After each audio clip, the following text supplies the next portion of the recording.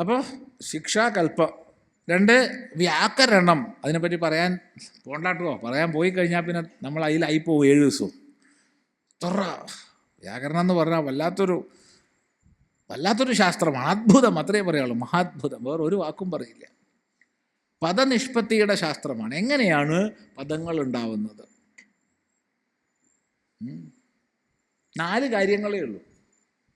4 കാര്യങ്ങൾ. ലോപം, ആഗമം, ആദേശം, പ്രത്യയം. ഇത്രയേ ഉള്ളൂ. വേറൊന്നില്ല വ്യാകരണത്തിൽ. വളരെ ലളിതമാണ്. 4 കഴിഞ്ഞു. ഇത്രയേ ഉള്ളൂ. എങ്ങനെയാണ് ആഗമം, എങ്ങനെയാണ് ആദേശം, എങ്ങനെയാണ് ലോപം, എങ്ങനെയാണ് പ്രത്യയം? ഈ 4 വിധികളേ ഉള്ളൂ. ഈ 4 വിധികളെ കൊണ്ടാണ് ഈ കോടിക്കണക്കിനായ ശബ്ദരാശികൾ ഉണ്ടാക്കുന്നത്. അതിനുള്ള ദ്രവ്യം ഏതാന്ന് ചോദിച്ചാൽ 1400 ചില്ലാൻ ധാതുക്കൾ. ഇത്രയേ ഉള്ളൂ.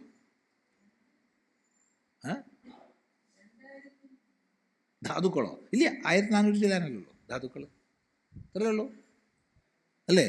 2000 ഉണ്ടോ സ്വാമിജി? 1400 അല്ലേ ഉള്ളൂ? ആണോ? സംശയമല്ലോ.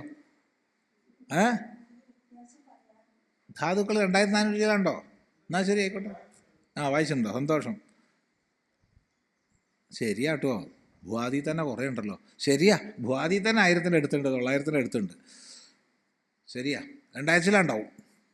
2000 ചില്ല ധാതുക്കളിൽ നിന്നാണ് ഈ കോടിക്കണക്കിന് ശബ്ദങ്ങൾ ഉണ്ടാക്കുന്നത്. എന്തൊരത്ഭുത! അതൊക്കെ ഒറ്റയാളുടെ പണിയാണ്, പ്രത്യയം.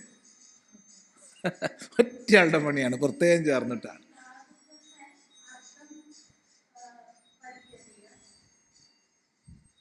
ധാതുക്കളുടെ അർത്ഥമുണ്ട്. ധാതുക്കൾക്ക്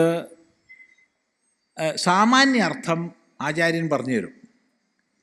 പിന്നെ എപ്പോഴൊക്കെയാണ് മാറുക എന്ന് ചോദിച്ചാൽ, പ്രത്യയം വരുമ്പോൾ മാറും, ഉപസർഗം വരുമ്പോൾ മാറും. പ്രത്യയം വരുമ്പോൾ എങ്ങനെ മാറും എന്ന് ചോദിച്ചാൽ അത് പോയി പറഞ്ഞു കഴിഞ്ഞാൽ പിന്നെ അതിലായിപ്പോവും നമ്മൾ. കർത്തൃപദങ്ങളും ക്രിയാപദങ്ങളും ഉണ്ടാക്കുന്നത് ഇതേ ധാതുക്കളിൽ നിന്നാണ്. കർത്തൃപദങ്ങളിൽ നിന്ന് ഏതൊക്കെ തരത്തിലുണ്ടാക്കും?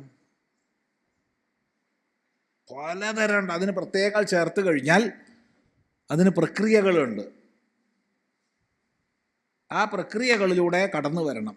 എങ്ങനത്തെ പ്രക്രിയ? സന്നദ്ധ പ്രക്രിയ, സൻ പ്രക്രിയ, ഒരുപാട് പ്രക്രിയകളുണ്ട്. അതുപോലെ ക്രിയാപദങ്ങളിൽ ഭാവകർമ്മ പ്രയോഗങ്ങൾ വരും. ഈ ഭാവകർമ്മ പ്രയോഗങ്ങൾ കൂടാതെ അതിൽ തന്നെ പ്രത്യയങ്ങളുടെ ചേർച്ചയിൽ പല പ്രകാരത്തിലുള്ള ശബ്ദങ്ങൾ വരും. പ്രത്യയം ഇവിടെയൊക്കെ പ്രവർത്തിക്കും. നിയമമുണ്ട്.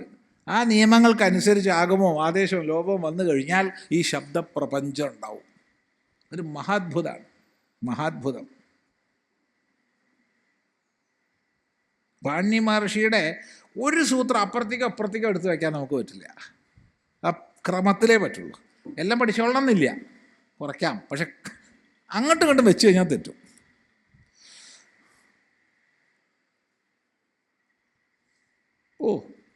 മഹാത്ഭുതമാണ് വ്യാകരണം. പറയാൻ വളരെ എളുപ്പമാണ്.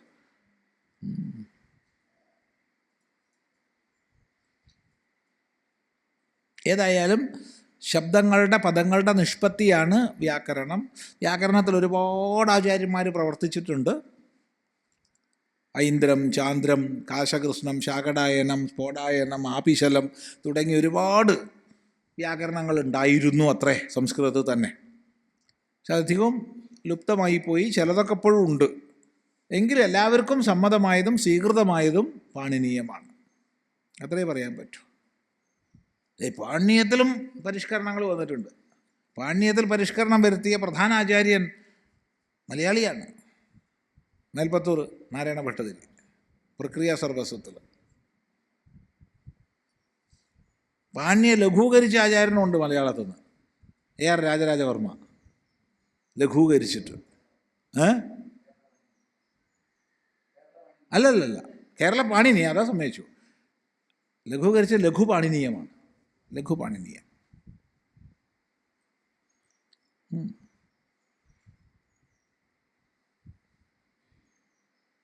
വല്ലാത്ത അത്ഭുതമാണ്. ശരി.